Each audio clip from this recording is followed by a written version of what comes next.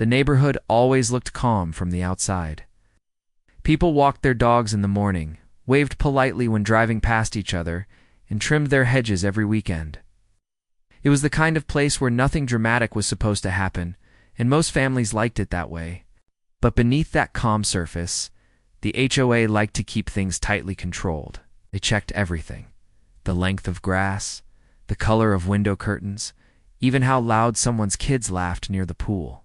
Most neighbors tolerated it because it was easier than arguing. The father had moved there with his teenage son a few years earlier.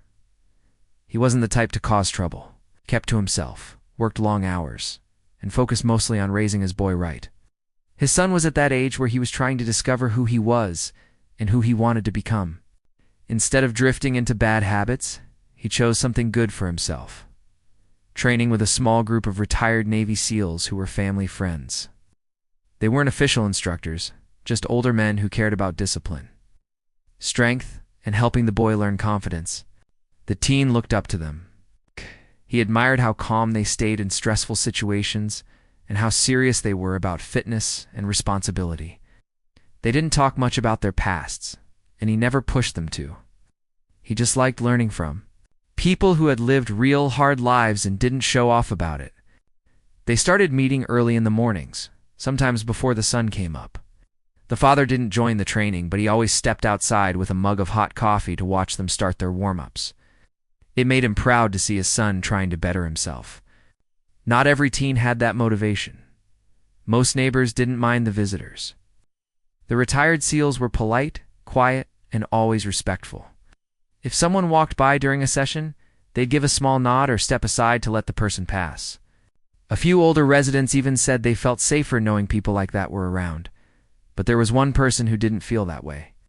The HOA president had a habit of assuming the worst in everyone, especially anyone she didn't recognize. She watched the neighborhood like it belonged to her personally. Anytime someone parked slightly crooked, she snapped a photo.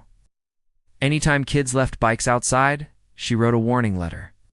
So when she noticed strong, fit men arriving early in the morning, wearing workout clothes and carrying gear like weighted vests or ropes, she felt a spark of alarm. At first, she tried to convince herself they were just fitness-minded neighbors. But when she didn't recognize their cars or see them at HOA meetings, she grew suspicious. Instead of asking the father directly, she began keeping notes. She wrote down license plate numbers, dates, and times. She even used her phone to zoom in from behind her curtains.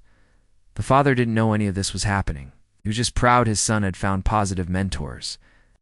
The training sessions didn't involve yelling or loud thuds. They mostly did. Quiet endurance workouts, running the block, carrying sandbags, practicing balance, breathing, and control. The teen worked hard even though he sometimes felt like giving up. But each time, the men encouraged him gently, telling him discipline mattered more than speed. One morning, the sun had barely risen when the training session began. The air was cool and the streetlights were still on. The father stood outside with his coffee while his son stretched beside the driveway. The mentors greeted them with warm smiles and lighthearted jokes. The father liked seeing them around. They brought a sense of calm authority, the kind you don't see often. The HOA president saw them too. She was on her morning walk, pretending she didn't notice them, but her eyes stayed fixed on the group. She slowed down, crossed the street, and stared openly. One of the mentors raised a polite hand in greeting, but she didn't respond. She simply glared, as if deciding they were some kind of threat. After she walked away, the father shrugged it off. He had already heard stories from neighbors about how she treated everyone. He hoped she'd stay out of his business, but something in her expression that morning made him feel uneasy. Over the next week, the tension became more obvious. She began sending letters. One complained that the boy was running too early and disturbing the quiet hours, even though he wasn't making any noise. Another claimed the visitors were unregistered guests and needed to be reported every time they came over. The father tried to stay calm. He didn't want to cause problems, but he also wasn't going to cancel the one positive routine his son truly cared about. He responded politely to the first few letters, explained that the visitors were family, friends, that the training was harmless, and that nothing violated any rules. But the more respectful he was, the colder her replies became. It felt like she was trying to pick a fight. The teen didn't want to cause trouble either. He even asked his father if they should change locations for training. But the father shook his head. He didn't want his son to grow up thinking he needed to step aside every time someone unreasonable tried to intimidate him. Meanwhile, the HOA president continued escalating. She started posting subtle warnings on the community forum page, hinting that unidentified men were repeatedly entering the neighborhood. She described them in dramatic ways, claiming they looked like armed forces gathering for unknown purposes. Neighbors who knew the real story rolled their eyes, but a few nervous residents started asking questions, which only fueled her sense of purpose. Then she began calling small meetings. She insisted they needed to address safety concerns. When people showed up expecting something serious, she revealed pictures she had secretly taken from across the street. Most of the attendees were uncomfortable with her behavior. Some suggested she simply talk to the father instead of spying on him, but she didn't like that idea. She wanted control, not communication. During this time, the father and son continued their routine. The mentors remained calm and steady, never responding to the HOA's behavior. They joked lightly that every neighborhood had one person who treated rules like their full-time job. Their relaxed attitudes eased the tension for the boy, who had begun to worry about whether he was causing unnecessary trouble. One day, though, things took a sharper turn. The HOA president stopped the father while he was checking his mailbox. She started questioning him loudly about the visitors. It's not in a friendly way, but as if she were interrogating someone suspected of wrongdoing. She asked what their true purpose was, why they came so often, and why the father hadn't added their names to the HOA guest log. The father stayed calm, even though her tone pushed his patience. He explained once again that they were retired military friends who were simply helping his son with discipline and fitness. He told her they weren't causing trouble and that everything they did was well within the rules. She narrowed her eyes like she didn't believe a word he said. Instead of talking it out, she turned sharply and walked away, muttering something about keeping the neighborhood safe. The father stood there for a moment, confused and frustrated. He didn't want conflict, but it was clear she wasn't finished. He went back inside, trying not to worry his son. But the thought lingered in the back of his mind. She was building something in her head, a story that didn't match reality. The next morning, the HOA president watched again through her window. The retired SEALs arrived, their footsteps steady and calm. She saw them greet each other, stretch, and begin the warm-up. Nothing they did looked aggressive or dangerous, but she convinced herself otherwise. She was certain something wasn't right. Once she convinced herself, that was it. She wrote a long message to the HOA board that evening, warning them that military personnel were using the neighborhood as a training ground. She said they were strangers with unknown backgrounds. She claimed they were gathering in a way that could pose a threat. None of it was true, but she believed it fully. The board didn't respond quickly because they'd already dismissed earlier complaints about the boys' training sessions. They knew the HOA president tended to exaggerate, but her frustration grew with every hour she didn't get the response she wanted. By now, most neighbors had accepted the visitors as part of the morning routine. Some even waved at them or asked the father how the training was going. But the HOA president became more determined. In her mind, she was the only one paying attention. She believed if she didn't act, something bad would happen. Her obsession grew so strong that she began taking early walks just to surveil the group. She walked past slowly, pretending to tie her shoes while listening in on their conversations. Even though all she heard was talk about endurance, breathing, and encouragement. On the outside, nothing dramatic was happening. But inside her mind, she was constructing an entire story of danger and hidden motives. The father, however, simply wanted a peaceful life. He didn't realize how much her suspicions were growing. He didn't know she was preparing to take things to a new level. He only knew his son was growing stronger, more confident, and more focused. And that mattered more than anything. The morning routine continued like this for days, quiet and simple. The sun rose. The men trained. The father watched with pride, but the HOA president watched too, and slowly. She convinced herself that she needed to take action. Not because anything was wrong, but because she believed she had uncovered something hidden. She believed she was the only one who could stop it. And soon, her decision would bring the police to their doorstep. The morning started quietly, the way most mornings did in that neighborhood. A soft breeze moved through the trees. The sky had a pale blue glow, and the air still held the cool touch of night. The father stood outside, with a warm cup in his hands, breathing in slowly as he watched his son tie his shoes. It was another training day, and the boy seemed excited. It's a kind of excited that came from feeling himself grow stronger with every week. The retired SEAL mentors arrived right on time. Their cars pulled up one after another, never honking, never making noise beyond the gentle sound of engines shutting off. They got out with calm expressions, nodding politely to the father.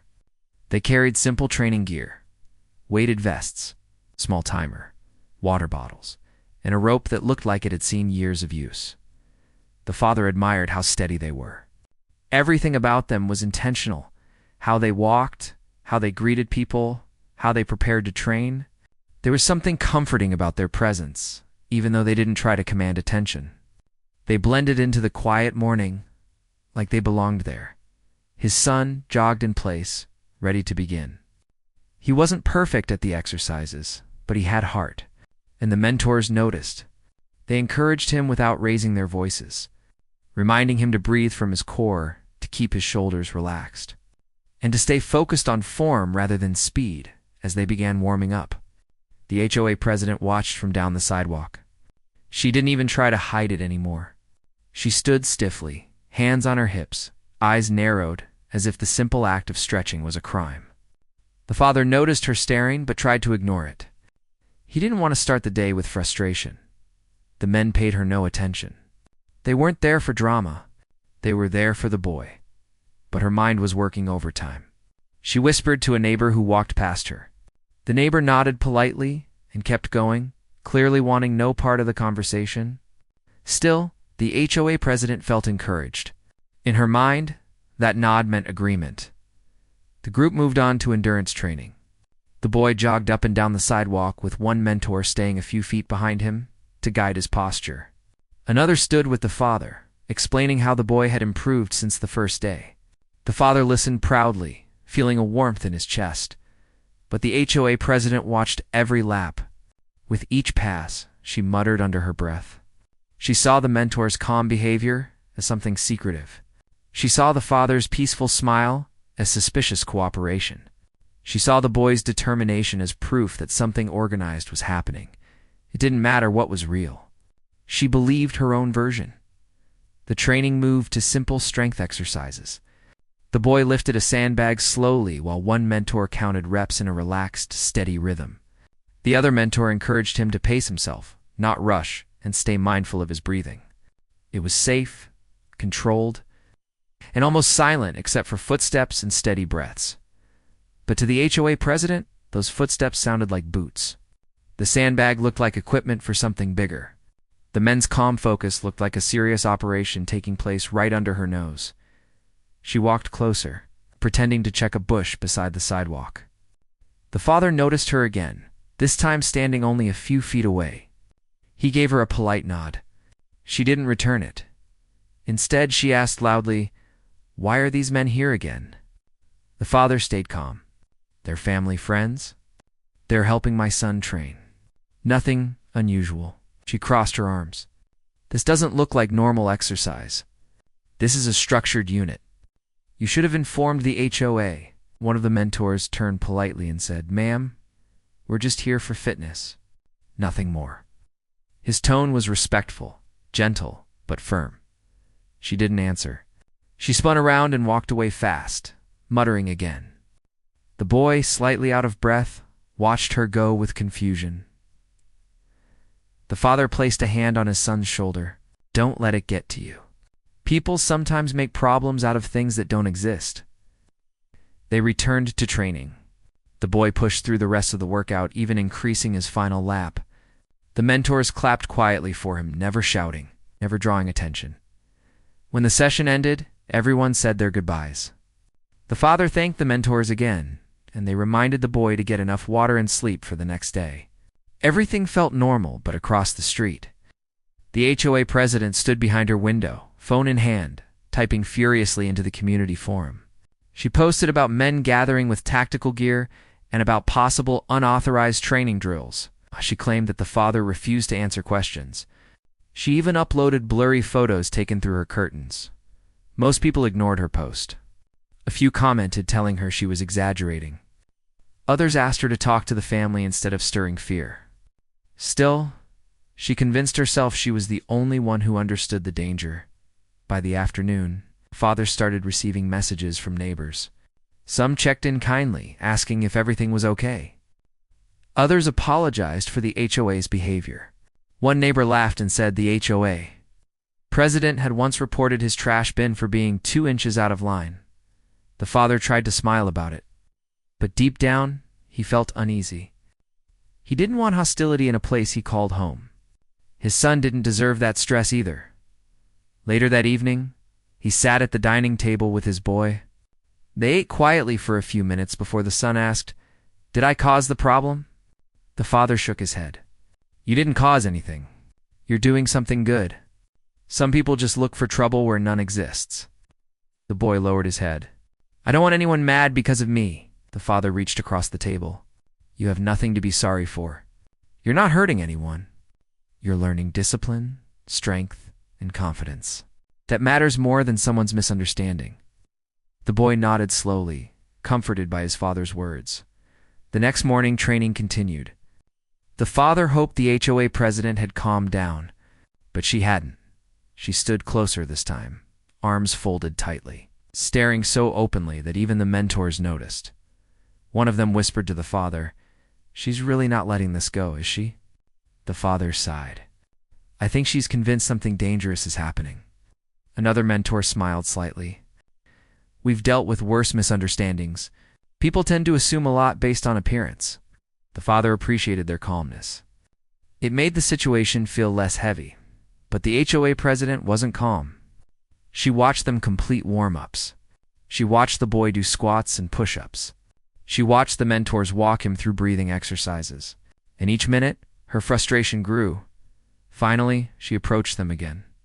"I'm telling you now," she said sharply, "this can't continue without proper authorization." The father stayed polite. "There's no rule against friends visiting, and there's no rule against outdoor exercise." She raised her chin.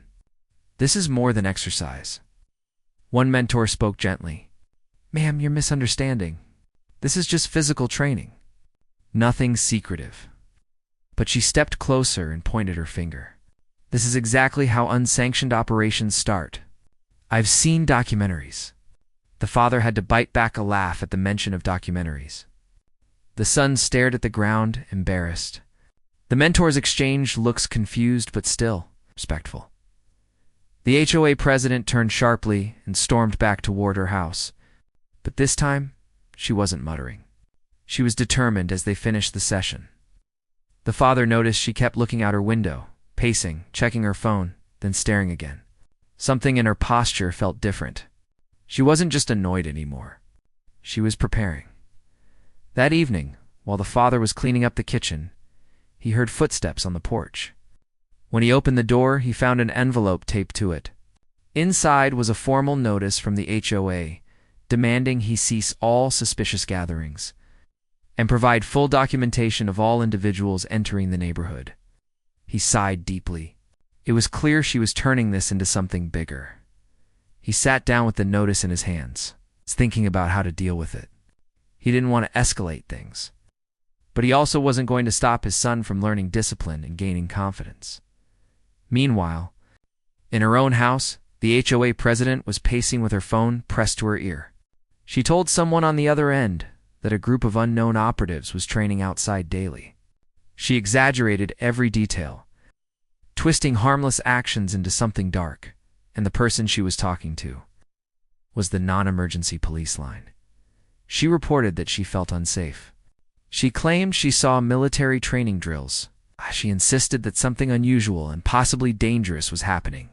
The operator told her a unit would check it out. And with that call, the quiet routine of the father, his son, and the mentors was about to be interrupted in a way none of them expected. The following morning, they trained like usual. The father watched proudly. The boy pushed himself harder, trying to prove he was committed to improving. The mentors encouraged him, guiding his movements with calm words. But what none of them knew was that a patrol car had already been dispatched. The HOA president stood at her window again, watching everything, waiting. She believed she had finally taken control of the situation. But what she didn't realize was that the police officers driving into the neighborhood were about to meet people they already respected, and nothing about the morning would go the way she imagined. The morning air felt unusually still, as if the neighborhood itself sensed something was different. The father stood outside with his warm cup of coffee, watching his son stretch beside the driveway like he did every day. The boy looked more focused than usual, almost energized. Maybe he was getting used to the routine. Maybe he felt proud of himself. But neither of them knew how much the day would change. The retired SEAL mentors arrived one by one, their cars rolling quietly into the neighborhood. They greeted the father with calm nods, their usual composed expressions unchanged. Nothing about their arrival looked unusual. They carried the same training gear, wore the same relaxed clothing, and moved with the same quiet confidence. The father felt reassured just seeing them. Their presence always brought a sense of stability. The boy, excited for the day's workout, gave a small smile as they walked up. "You ready?" one mentor asked, with a warm grin. The boy nodded, shaking out his arms. They began warming up, jogging lightly in place. The father leaned against the porch railing, watching proudly as they moved into their routine. He didn't know how deeply their guidance was shaping his son's character, helping him gain discipline, self-control, patience, all the things that would guide him into adulthood. The HOA president, however, watched from behind her blinds with growing intensity. She stood half-hidden, gripping her phone tightly, eyes fixed on the group. She wasn't observing anymore. She was waiting, because she had already made the call, and she expected officers to arrive that morning. The training continued with slow jogs up and down the sidewalk. The boy moved with steady determination, breathing through each lap. The mentors watched him carefully, offering simple corrections. The father sipped his coffee, feeling a small swell of pride each time his son pushed through a difficult moment. Then, far off in the distance, two faint flashes of light caught his eye. They were small reflections, sunlight glinting off something metallic. A moment later, he heard the sound. It wasn't loud. It wasn't alarming. It was just the soft hum of a police car turning into the neighborhood. The father straightened slowly. The boy didn't notice. He kept jogging. One mentor saw the car, gave a calm nod, and murmured quietly to the father, "Looks like you have company." The father's stomach tightened, though he kept his face steady. He knew he had nothing to be afraid of. But he also knew misunderstandings could happen fast. The police cruiser approached slowly, not rushing, not alarming anyone. The officers inside seemed relaxed, not responding with urgency. It was a standard welfare check, nothing more. But for the HOA president watching from her window, it was proof that she had been right all along. She stepped outside the moment. The police car stopped near the father's house. She power-walked across the lawn, waving her arms as if she had been waiting her entire life for this moment. One of the officers stepped out tall, calm, polite. His partner followed, adjusting his vest and taking in the surroundings with a peaceful expression. "Morning, sir," the first officer said as he approached the father. "We got a call about some activity in the area. Mind if we talk for a moment?" The father nodded politely. "Of course, officers.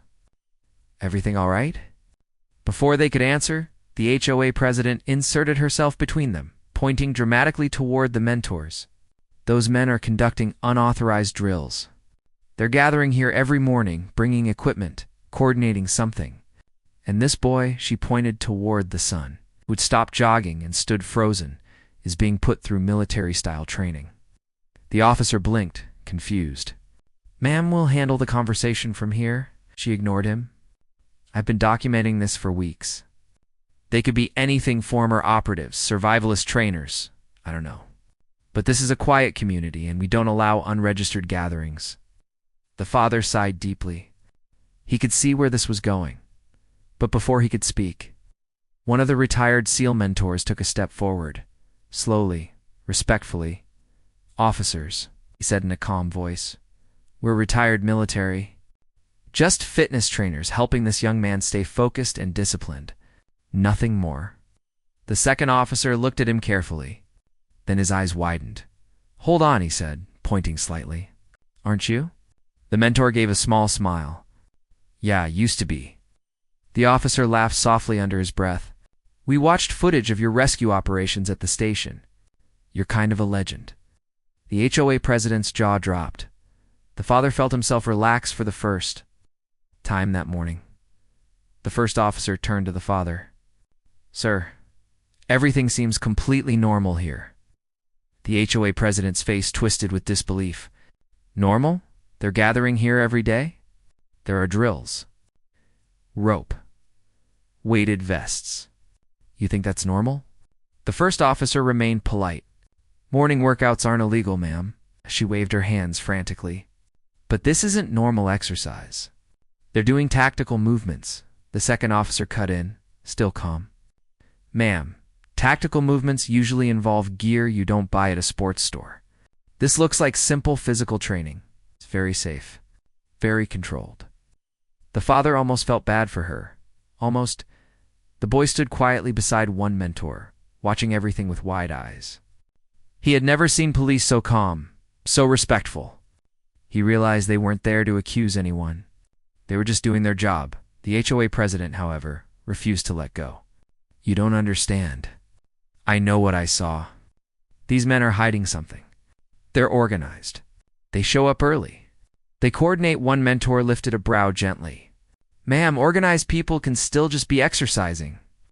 The officers chuckled under their breath. The father stepped in gently, trying to ease the tension. "Our routine isn't harming anyone. My son is learning discipline and focus. That's all. If there's anything you need from us officers, just let me know." The first officer shook his head. "No, sir. We're good. Everything looks peaceful. No violations here." The HOA president's face turned red. "This is unbelievable. I call for help, and you ignore the danger?" The second officer answered calmly, "Ma'am, there is no danger." But she didn't back down. "So you're just going to leave? After everything I told you?" The officer gave a polite but firm nod. "Yes, because everything is fine." She stood frozen. Unable to respond, the boy watched as the officers exchanged friendly handshakes with the mentor's handshakes that made it clear there was respect between them.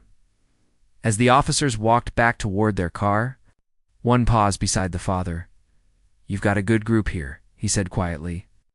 "Your son's lucky to have mentors like this." The father smiled softly. "Thank you, officer." The officers got into their car and slowly drove away. The HOA president stood in the middle of the street, stunned, her plan collapsing right in front of her. The boy whispered to his father, "Are we in trouble?" The father shook his head. "Not at all. Sometimes people misunderstand things. That's all. We don't need to worry." Mentors gathered their gear. One of them walked up to the boy with a reassuring pat on the shoulder. "You did good today. You handled everything calmly. That's part of training, too." The boy nodded, feeling proud but also shaken. He wasn't used to attention, especially not from police.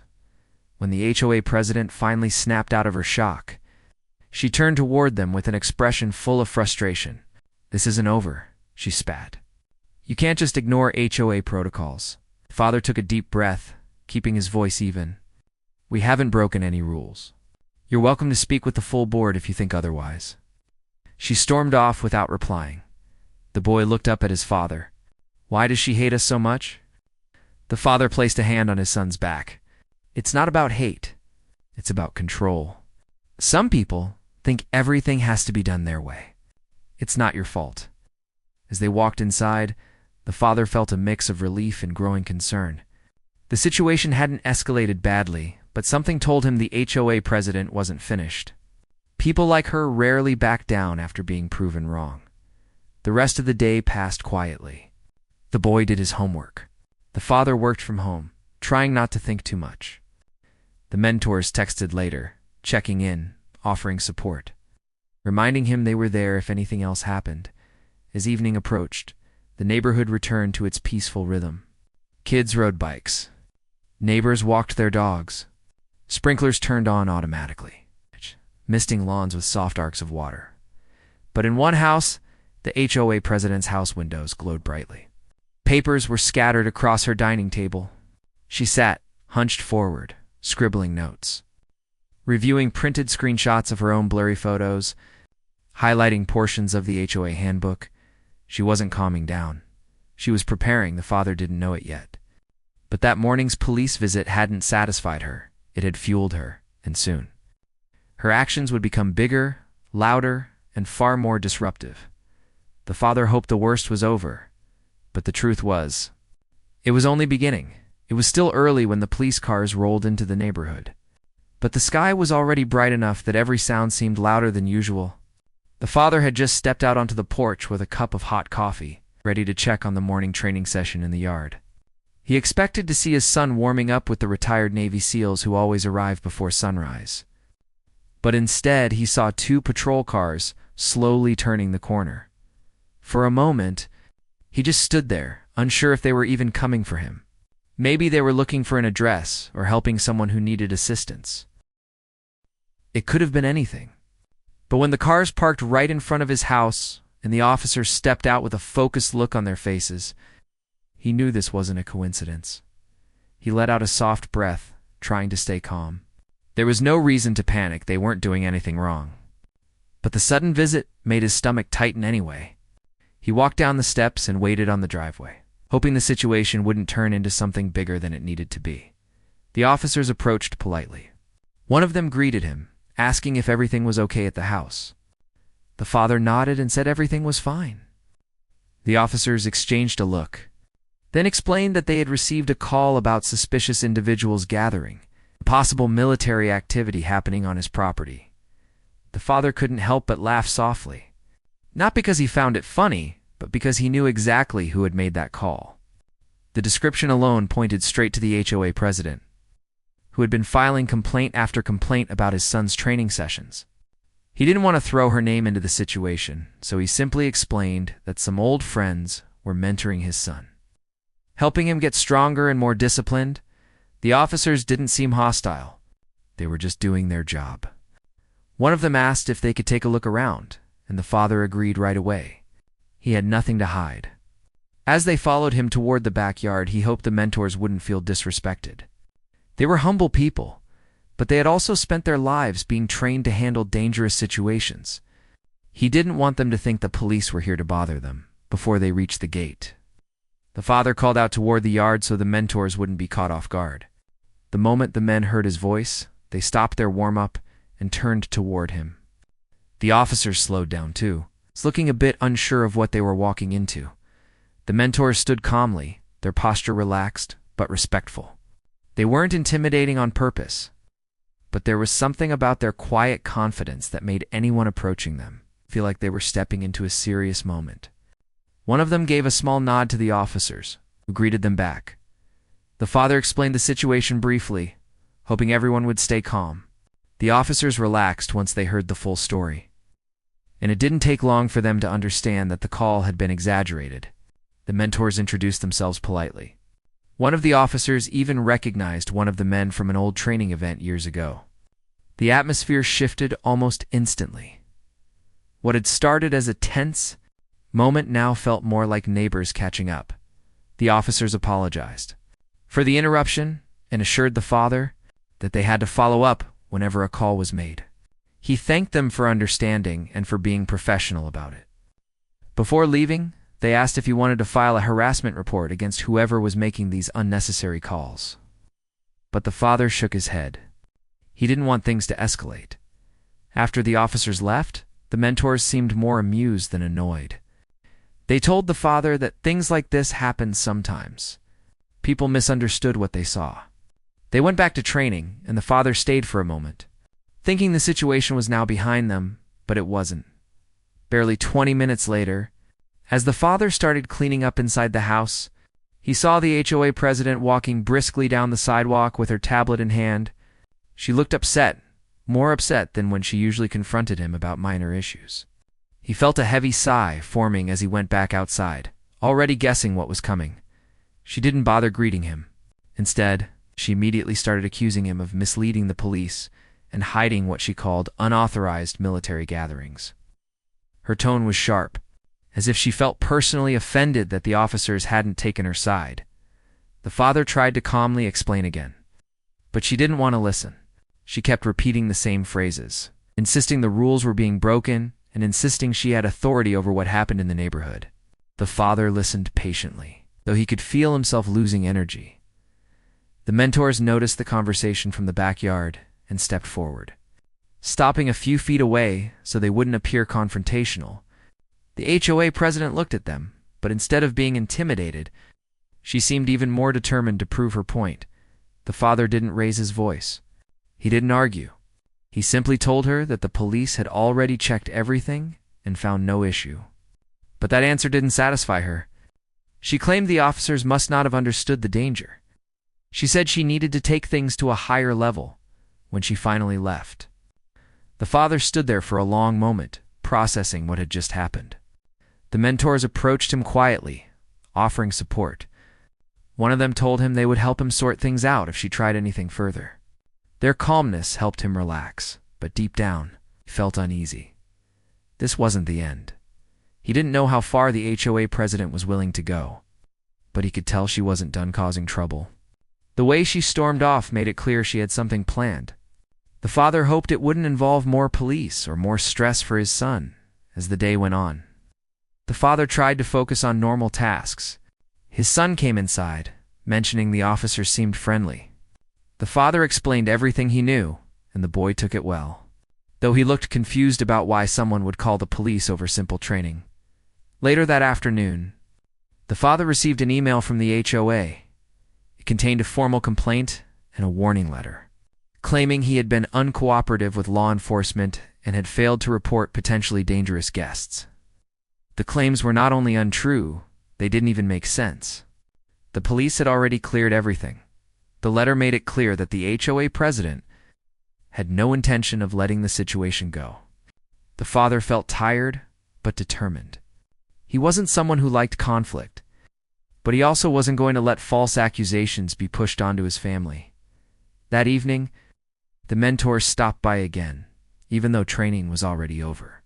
They had heard about the letter from the boy, and they wanted to make sure the father knew he wasn't alone.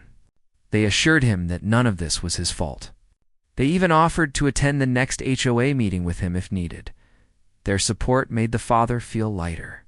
Even though the day had taken an unexpected turn, he felt grateful for the people around him. His son was safe. The officers had been respectful, and the mentors were standing by him. Still, as he lay down that night, he couldn't shake the feeling that something bigger was coming. The HOA president had made up her mind about them, and she wasn't someone who backed down easily. The father hoped things would calm down, but he knew he had to be ready, because the situation with the HOA wasn't over. The next morning began quietly, but the father could already feel a heavy tension sitting in the air. Nothing unusual happened overnight, but his mind hadn't rested. He woke up early, trying to start the day with a clear head. The house felt peaceful, yet he couldn't shake the thought that the HOA president would try something new. Her expression from the day before kept returning to him, sharp and determined. As if she had already decided on a battle, he made breakfast and checked on his son, who seemed cheerful and unaware of the storm growing outside their home. The retired Navy mentors were scheduled to come later that afternoon, so the morning was slow. The father tried to keep himself busy with simple tasks, mowing the lawn, fixing a loose fence, board sorting mail. But even the smallest sound made him look around, expecting something. By noon, his worry turned into reality. He received another email from the HOA, this time marked urgent. The letter claimed he was hosting organized military gatherings without permission and demanded an immediate explanation in front of the HOA board. The tone was harsher than before, filled with accusations and warnings. It wasn't just a complaint anymore. It looked like the HOA president wanted to push him into a corner. The father tried to stay calm, but the frustration was building. He knew this wasn't about rules or safety. This was personal for her. She didn't understand what the mentors were doing. She didn't understand that they were simply guiding a young boy, giving him discipline and structure he enjoyed. But the HOA president had already created her own story in her mind. One where everything happening in his backyard was some kind of threat. The father stepped outside to breathe. The air was warm, and the street looked normal. Kids rode bikes in circles. Neighbors walked dogs. A delivery truck rolled slowly past. Everything looked peaceful. And yet he felt like someone had just tightened a rope around him. Later that afternoon, the mentors arrived as planned. They greeted the father with warm smiles, but they instantly noticed his troubled expression. When he explained what had come in the email, he listened quietly until he finished. One of the mentors sighed and shook his head. He said they had seen situations like this before, people misunderstanding their presence simply because of the way they carried themselves. Another mentor reminded the father that the HOA had no authority to control who visited his home, as long as nothing disruptive or harmful was happening, and they weren't doing anything wrong. Still, the father knew the HOA president wouldn't stop. She believed she was right, and she wouldn't let facts change her mind. The mentors decided that they would go with him to the meeting. They said it wasn't about arguing or intimidating anyone, but about telling the truth clearly and calmly. They wanted the board to understand what these sessions were about: guidance, good habits, encouragement, and mentorship. The father felt grateful for their support. Knowing he didn't have to face the board alone helped him feel stronger as the sun began to lower. Neighbors started coming out for evening walks. Some of them noticed the mentors and waved politely. A few approached the father and quietly shared their thoughts about the HOA president. Several people admitted they were tired of her constant complaints and harsh enforcement of rules. Some even mentioned that she had been keeping photos of people's yards, cars, and visitors on her tablet, claiming it was part of her duty. Hearing this made the father feel slightly better. He realized he wasn't the only one dealing with her behavior. Others had been struggling too, but they didn't know what to do about it. That night, the father sat at the dining table with a notebook, writing down everything that had happened over the past few days: the complaints, the meeting requests, the police visit, the accusations. He wanted to be prepared. The mentors encouraged him to stay focused on facts and not get emotional, and he appreciated that advice. The HOA meeting was scheduled for the next evening when the day finally arrived. The father felt nervous, but not alone. The mentors arrived early, wearing simple shirts and calm expressions. They didn't look like people preparing for conflict. They looked like people who had come to support a friend as they walked together to the community center where the meeting was held. Neighbors noticed them and whispered quietly. Some nodded encouragingly as if silently cheering for them. Inside the meeting room, the atmosphere felt tense. The HOA president sat at the front beside two other board members. Her posture was stiff, and her eyes followed the father the moment he walked in. The father greeted the board politely and took a seat with the mentors beside him. The meeting began with routine topics: budget updates, landscaping issues, a conversation about new playground equipment, but it was clear everyone was just waiting for the moment when the real reason for the gathering would begin. Finally, the HOA president cleared her throat and shifted the conversation toward the father.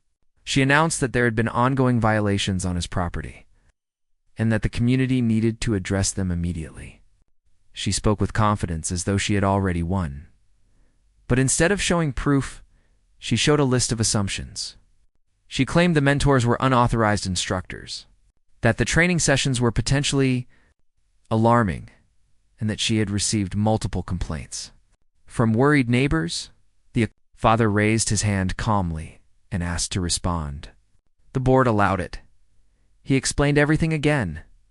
The mentors were close family friends. The training was simply fitness and guidance.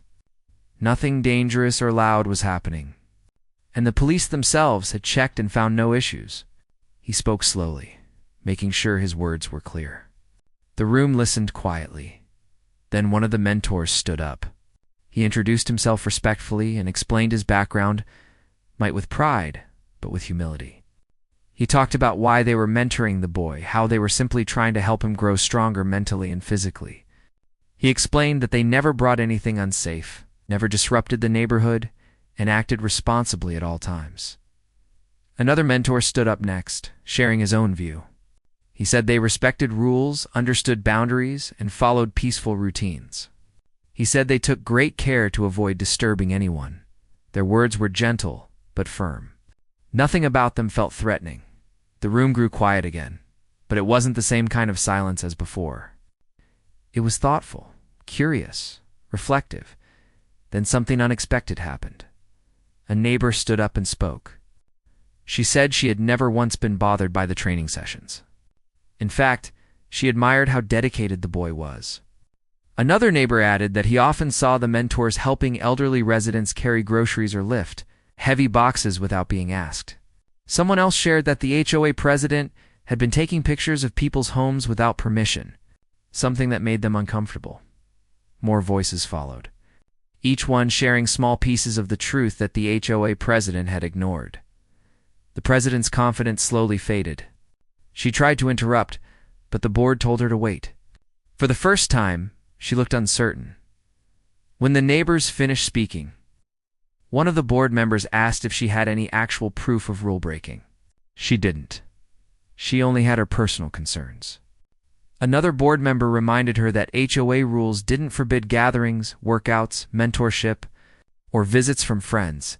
It became clear to everyone that the president had acted based on assumptions, not facts. The board decided to remove the warning letter from the father's file and close the complaint entirely. They also informed the president that any future accusations would need solid evidence, not personal opinions or exaggerated reports. The father felt a weight lift off his shoulders. The mentors relaxed too, exchanging quiet glances that showed relief. The neighbors looked satisfied, glad that fairness had finally won. After the meeting ended, several people approached the father to thank him for speaking up. Some apologized for not doing so earlier. The mentors spoke kindly to those who came forward, reassuring them that everything was fine. The father walked home with a lighter heart. The evening breeze felt calm, and the streetlights glowed softly against the darkening sky. His son welcomed him at the door, eager to know how everything went. When the father explained, the boy smiled with relief. For the first time in days, the father felt like things might finally settle down, but deep down, he also sensed something else. The HOA president wasn't the type to let go easily. She had lost control in the meeting. And although the board had spoken clearly, he knew she didn't like being challenged. He could already imagine her sitting somewhere, replaying the meeting in her mind. Planning her next move, the father hoped she would accept the outcome gracefully, but something told him the situation wasn't over. The sun was already high when the day finally settled into a quiet that felt almost strange after everything that had happened. For the first time in a long while, the street outside their house didn't echo with arguments, threats, or the sound of someone pacing around pretending to be in charge. Instead, there was only the soft hum of a calm neighborhood, something they had nearly forgotten even existed. He stepped outside for a moment, letting the warm air hit his face. It felt grounding. His wife walked out behind him, moving slowly, still a little sore, but much better than before. She stood beside him without saying anything at first. They didn't need words right away. Just standing there, breathing the same calm air, felt like its own kind of healing. Eventually, she let out a long breath and said quietly, "Feels different today." He nodded. "It really does." They both knew the last few days had pushed them to their limits. The fear, the shock, the anger at the fake officers who tried to bully their way into power, it had all left a mark. But what mattered now was the sense of safety slowly returning. People from the neighborhood walked by at different times, some waving, some stopping, to ask how things were going. Word had spread quickly about what those fake enforcers had done and how it all ended. Most people expressed relief that the truth came out, and those responsible were now facing the consequences. One couple stopped by with a basket of snacks, apologizing over and over because they'd always believed the men dressed like officers were real. They had trusted the badges, the uniforms, the confident tone those men used. It wasn't their fault, but they still felt guilty for never questioning it. He reassured them, "You don't have to apologize." A lot of people believed them. They knew exactly how to act to look official. The older man shook his head. Well, we're glad everything is being fixed now, and we're glad you're both okay. After they left, his wife looked at the basket and laughed softly. People sure show kindness in interesting ways. It's how they say they care, he replied. They carried the basket inside and set it on the counter. The house felt warm and familiar again, not like a place under threat. They could finally sit without checking the windows or listening for footsteps outside. Later in the afternoon, they got a call from the officer handling the case. He told them the fake HOA enforcers had confessed to more than anyone expected. Ow. They had been running their scheme in several neighborhoods, collecting fake fines, threatening homeowners, and pretending to have more authority than the real HOA ever gave them. Now that they were caught, the investigation was expanding. The officer thanked them again for coming forward. Your report helped us connect a lot of missing pieces, he said. A lot of people are safer now. You both did the right thing. After the call ended, the house fell into a thoughtful quiet. His wife sat down beside him on the couch and leaned gently against his shoulder. Does it feel real to you yet? She asked. He shook his head. Not really. But maybe that's okay. Maybe it takes time. They spent the next hour just talking, really talking, the way they used to when life wasn't so heavy.